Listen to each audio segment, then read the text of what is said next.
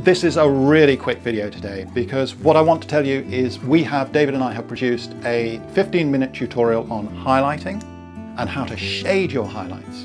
Now, because it's 15 minutes long, we don't want to put it on YouTube. YouTube is geared towards just quick hits and all sorts of other things going on around.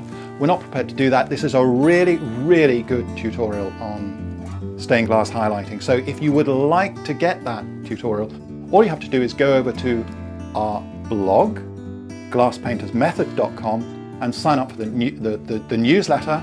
With that newsletter, the first thing you get is a free workbook on how to hold the key brushes and tools of stained glass painting.